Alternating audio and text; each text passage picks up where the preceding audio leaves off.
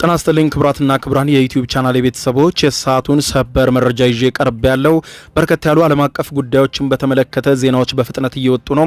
በርከት ያሉ መረጃዎች ዩቲዩብ ላይ ሲጫኑ ቀድሞ ለእናንተ ማስታወቂያ መልእክት ወይም ኖቲፊኬሽን እንዲደርሷችሁና ዜናዎችን በየሰዓታቱ ልዩነት እንድትከታተሉ የዩቲዩብ ቻናሌን ሰብስክራይብ በማድረግ የደወል ምልክቷን መጫን አትዘንጉ። ወደ መረጃው ስናቀና ክብራን አድማጮች ከመገናኛ ብዙሃን እየተሰሙ ያሉ ዜናዎች አስጨናቂ ናቸው። በእስራኤልና በኢራን መካከል እየተደረገ ያለው ጦርነት አሁንም ቀጥሏል። ከዚህ ጋር በተገናኘ ግን አሜሪካን ወደ ጦርነቱ እንድትገባ ሊያስገድድ ይችላል የተባለ ዜና ተሰምቷል። ይሄውም በቴል አቪቭ የሚገኘው የአሜሪካ ኤምባሲ በኢራን ሚሳኤል ሳይነካ እንዳልቀረ ተዘግቧል። ኤምባሲው መዘጋቱን ገልጾ ጉዳት እንደደረሰበት ገልጿል። በሌሊቱ የኢራን ጥቃት ኢራንም እጅግ ከባድ የሆነና ከትናንቱ የሚብስ ከፍተኛ ጥቃት በእስራኤል ላይ እንደምታደርስ ታለች። እስራኤልም ደግሞ የኢራንን ዋና መዲና ቴሄራንን በከፍተኛ ሁኔታ እደበድባለሁ ብላለች። ከዚህ ሁሉ በላይ ደግሞ የሚያስጨንቀው ነገር የኒውክሌር ጨረሮች ጉዳይ ነው።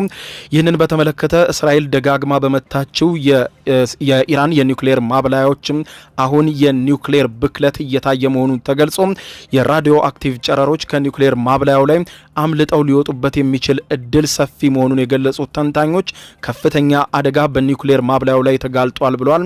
በከፍተኛ ስጋት ውስጥ ሆነን እየተከታተልን ነው ብለዋል። የራዲዮ አክቲቭ ጨረሮቹ እንዳይወጡ ከፍተኛ ጭንቀት በዓለም አቀፍ ዙሪያ ነግሷል። ይህ የራዲዮ አክቲቭ ጨረሮች የሚወጡ ከሆነ ደግሞ ምናልባት በቀጠናው ላይ ባሉ በሰው ልጆች ላይ ከፍተኛ አደጋ ሊያደርስ ይችላል ተብሏል። በሌላ በኩል የሚያሰጋው ጉዳይ ደግሞ አሜሪካ ግዙፍ የጦር አውሮፕላን ተሸካሚ መርከቧን ወደ መካከለኛው ምስራቅ እያስጠጋች መሆኑ ተነግሯል። በቀጣዮቹ ሰዓታት ምን ሊፈጠር እንደሚችል ተገማች አይደለም ነው የተባለው። ሩሲያና ቱርክ ሁኔታውን በተመለከተ በስልክ ተነጋግረው እስራኤልን ማውገዛቸው ተነግሯል። በጉዳዩ ዙሪያ አሁን የተሰሙትን መረጃዎች እንደሚከተለው አቀርብላችኋለሁ። አብረን እንከታተለው። ሰበር ዜና በውጥረት ውሎ እያደረ ባለው በመካከለኛው ምስራቅ እስራኤል የኢራንን የአየር ክልል አሁን ሙሉ በሙሉ ተቆጣጥሬያለሁ በማለት ስትገልጽ የኢራኑ ፕሬዝዳንት ዜጎች ወንጀለኞችን እንዲጋፈጡና እስራኤልም እስካሁን ካየችው በላይ ከፍተኛ የሆነ ጥቃት በዛሬው ዕለት እንደሚጠብቃት መዛታቸው ተሰምቷል። ምንም እንኳን ከኢራን በኩል እስካሁን ማረጋገጫ ባይገኝም የእስራኤል መከላከያ ኃይል ቃል አቀባይ እስራኤል የኢራንን የአየር ክልል ሙሉ በሙሉ መቆጣጠሯን ሲገልጹ ብርጋዴር ጀነራል ኤፊ ፍሪን ለመገናኛ ብዙሃን በሰጡት መግለጫ ላይ የኢራን 1/3 የምድር ለምድር የሚሳኤል ማስወንጨፊያን አውድመናል ሲሉ ተናግረዋል።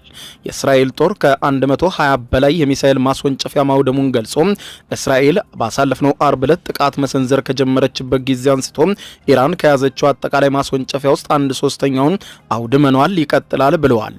በዚህ እንዳለ ደግሞ የኢራኑ ፕሬዝዳንት መሱድ ፔዚሽኪያን ዛሬ ረፋዱን በሰጡት መግለጫ ኢራናውያን የገጠማቸውን የወንጀለኞች የእስራኤልን ጥቃት በጋራ ይጋፈጣሉ በማለት ገልጸው በአንድነት እንቆም፣ ከባድ እርምጃ በእስራኤል ላይ እየወሰድን ነው፣ እስካሁን ከወሰድነው የበለጠ እርምጃ ደግሞ በዛሬው ዕለት እስራኤል ይጠብቃታል ብለዋል። ጠላት ኢራንንና ህዝቦቿን በግድያና በሽብር ሊያጠፋቸው አይችልም። ከእያንዳንዱ ከታለሙ የእስራኤል ጥቃቶች ጀርባ ዓላማ አንግበው መንገዱን የሚቀጥሉ በመቶዎች የሚቆጠሩ ጀግኖች አሉን በማለት የገለጹት መሱድ ፔዚሽኪያን ሀገራቸው ኢራን የኒውክሌር የጦር መሳሪያ ለመታጠቅ ባትፈልግም ነገር ግን ከኒውክሌር ኃይልን ህዝቦቿን በሚጠቅም ምርምርና የኃይል ምንጭነት የመጠቀም መብት አላት በማለት ቃል በቃል ገልጸዋል። ጦርነት እኛ ሄደን አልጀመርንም ያሉት መሱድ ፔዚሽኪያን ጦርነቱ የተከፈተብን በግዛታችን ተቀምጠን ሳለ ነው። ስለዚህም የተከፈተብንን ጦርነት በተገቢው መንገድ እንመልሳለን ብለዋል። ዛሬ ሌሊቱን አድርሰነው የነበረው ጥቃት እጅግ ከባድ እንደነበረ አይተናል። መገናኛ ብዙሃንም ይህንን በግልጽ እያሳዩ ነው በማለት ገልጸው እስራኤል በዛሬው ዕለት ደግሞ የሚወሰድባት እርምጃ እስካሁን ከታየው በላይ እጥፍ ድርቡ ነው በማለት ገልጸዋል። በሌላ በኩል የኢራንና እስራኤልን ውጥረት በከፍተኛ ሁኔታ የሚያስፋፋና አስፈሪ ነገርም ተከስቷል። ይኸውም አሜሪካ ጣልቃ እንድትገባ የሚያስገድድ ነው። አሜሪካ ግን በሁኔታው እስካሁን ድረስ ይሄ ነው የሚል አስተያየት አልሰጠችም። ይዘገባ እስከተጠናከረበት ሰዓት ድረስ ይኸውም ከዚህ ቀደም አሜሪካ አስታውቃ እንደነበረችው በአሜሪካ ኤምባሲ፣ በአሜሪካ ተቋም፣ በአሜሪካ የጦር ሰፈር በየትኛውም የአሜሪካ በሆነ ነገር ላይ ጥቃት ከተሰነዘረ ጦርነቱን እንደምትቀላቀልና ከእስራኤል ጋር ሆና ኢራንን እንደምትዋጋ አስታውቃ ነበር። ሌሊቱን ኢራን ባዘነበችው ከባድ ሚሳኤሎች በእስራኤል ዋና መዲና በቴል አቪቭ የሚገኘው የአሜሪካ ኤምባሲ ጉዳት እንደደረሰበት የመገናኛ ብዙሃን ዘገባ እያመለከቱ ነው። ቀላል ወይም መጠነኛ የሚባል ጉዳት የደረሰበት የአሜሪካ ኤምባሲው መዘጋቱን በዛሬው ዕለት ያስታወቀ ሲሆን ጉዳት እንደደረሰበትም ኤምባሲው ገልጿል። ከዚህ ጋር በተገናኘ አሜሪካ ጉዳዩን በቅርበት እየተከታተልኩ ነው ከማለት ውጪ የሰጠችው ይፋዊ መግለጫ የለም።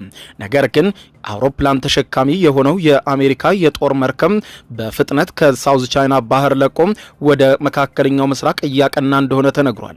በላዩ ላይ እጅግ በርካታ አውሮፕላኖችን መሸከም የሚችለውና በጦርነት ጊዜም ተዋጊ አውሮፕላኖችን ከላዩ ላይ ማስነሳትም ማሳረፍም የሚችለው ግዙፉ የአሜሪካ የጦር መርከብ በፍጥነት ከሳውዝ ቻይና ባህር ወደ መካከለኛው ምስራቅ እየገሰገሰ ሲሆን በቀጣዮቹ ሰዓታት ምን ሊፈጠር እንደሚችል ማንም አይገምትምም ተብሏል።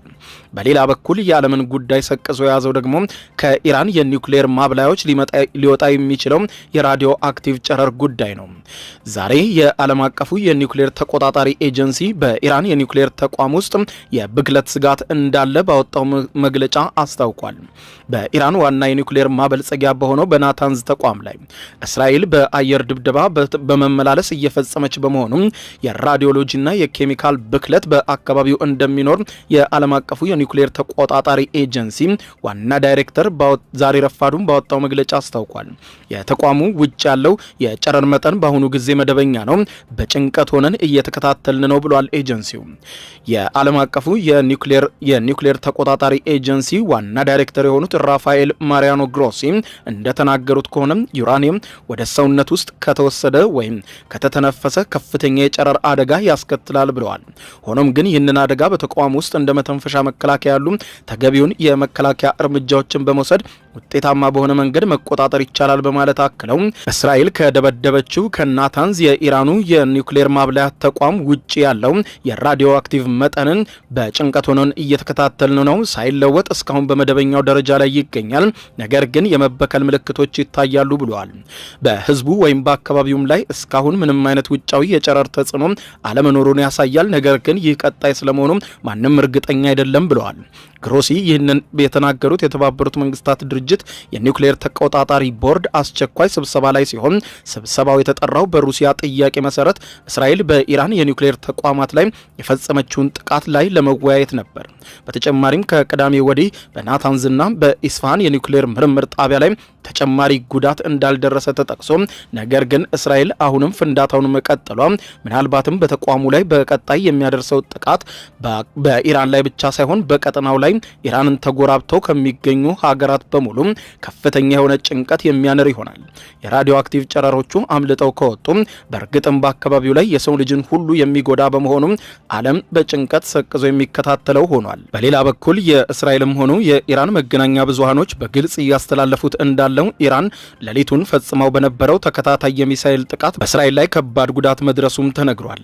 ኢራን ሌሊቱን በፈጸመችው ጥቃት 5 ዜጎቿ ከተገደሉና በርካቶች ከቆሰሉ በኋላ እስራኤል የኢራንን ዋና ከተማ ቴሄራንን እንደምትደበድብ በመከላከያ ሚኒስትሯ በኩል ዝታለች። የእስራኤል ዋና መከላከያ ሚኒስትር የሆኑት ኢዝራኤል ጋንትዝ እንደተናገሩት የኢራንን አቅም እያዳከመ ያለው ሰራዊታችንን ከሚፈጽማቸው ጥቃቶች ለማደናቀፍ ኢራን ከባድ ጥቃት እየፈጸመች ነው በማለት ገልጸው ነገር ግን ይህ ጉዳይ በቀላሉ የሚታለፍ አይደለም በማለት ዝተዋል።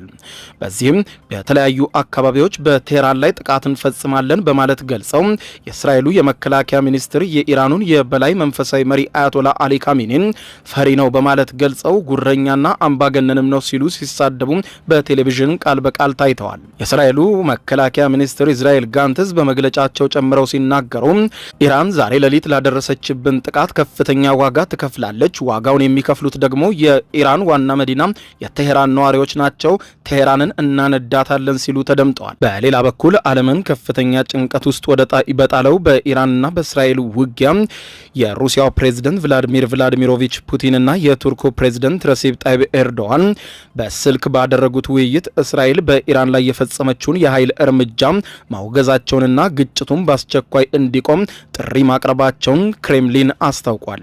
የሩሲያ ቀዩ ቤተ መንግስት ክሬምሊን ያወጣው መግለጫ ሮይተርስ እንደተመለከተው ከሆነ ሁለቱም ወገኖች በኢራንና በእስራኤል መካከል እየተባባሰ በመጣው ግጭት ላይ ከፍተኛ ስጋታቸውን ገልጸዋል።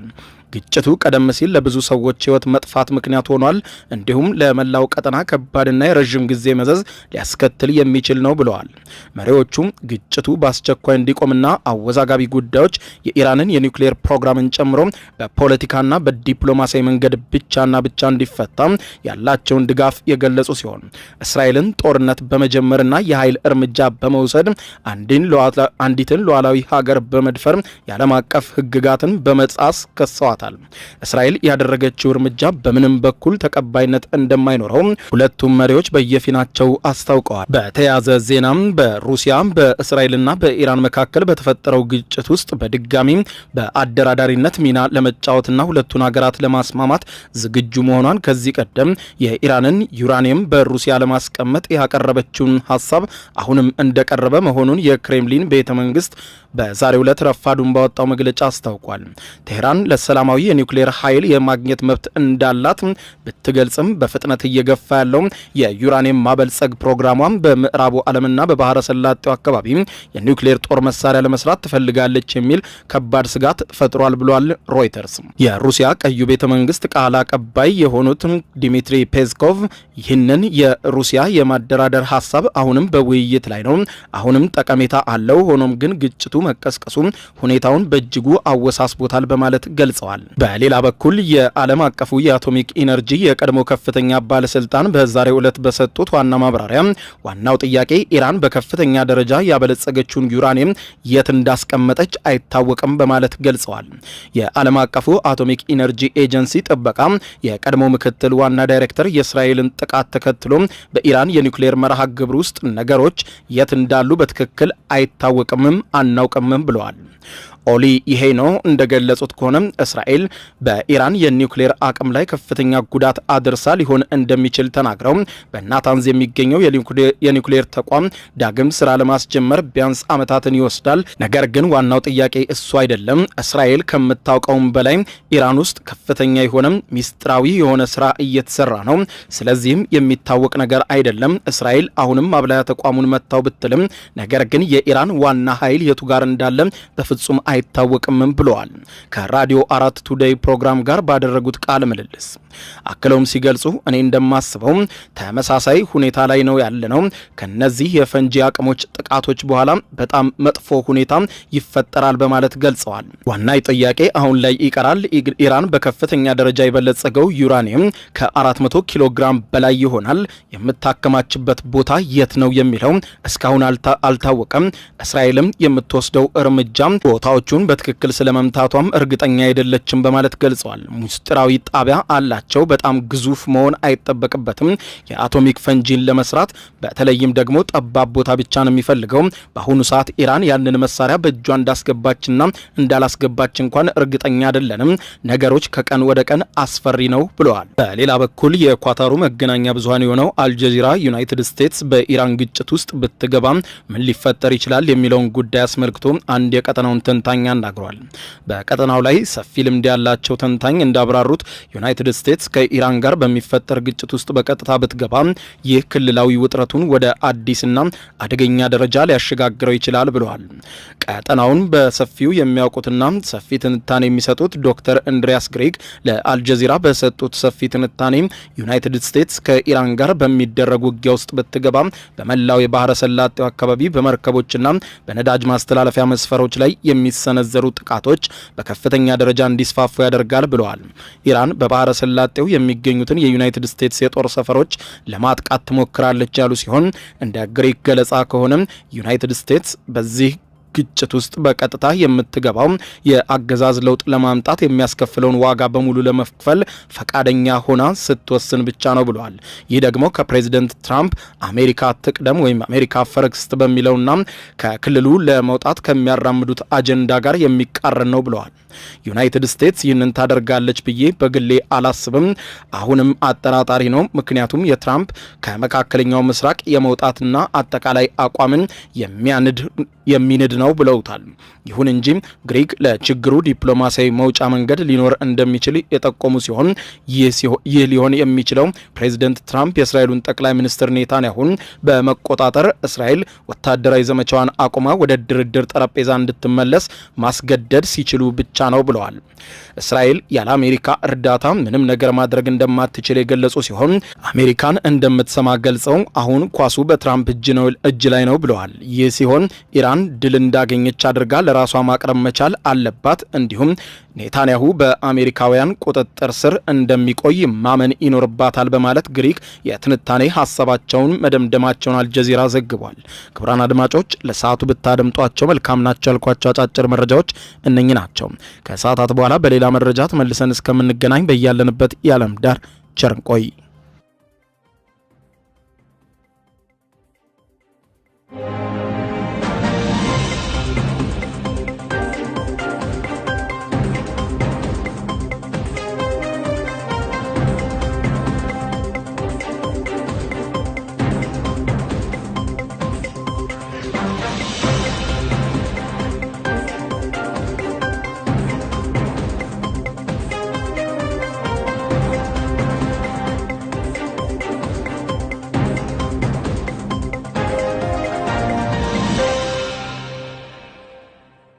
የዩቲዩብ የስኬት ሚስጥሮችን በዝርዝር የያዘው የአቤል ብርሃኑ የወይኗ ልጅ አዲስ መጽሐፍ በገበያ ላይ ዋለ። ዩቲዩብ ለመጀመር በአጭር ጊዜ ስኬትን ለመቀዳጀት አስበዋል? ዩቲዩብ ጀምረው ሚስጥሮቹ አልገባ ብለውታል? እንግዲያውስ አዲሱ በዩቲዩብ 2 የወርቅ 3 የብር ሽልማቶችን ያገኘው የአቤል ብርሃኑ የወይኗ ልጅ የዩቲዩብ ሚስጥሮች መጽሐፍ በዝርዝር ሁሉንም ያብራራሉታል። ዛሬውኑ ገዝተው ህልሞን የሚያደርጉበትን የዩቲዩብ የስኬት መንገድ ይጀምሩ። በውጭ ሀገራት ለምትገኙ ከአማዞን ላይ ብታዙ በቀናት ውስጥ ደጁ ይደርሳል። የአማዞን ሊንኩን እዚህ ቪዲዮ ኮሜንት ላይ ያገኙታል። በሀገር ውስጥ ለምትገኙ በ0949 13 0000 ቴሌግራም ላይ ይዘዙ። ካሉበት ቦታ እናደርሳለን። የዩቲዩብ ሚስጥሮች ዘመኑ ጋር ተፈላጊ መጽሐፍ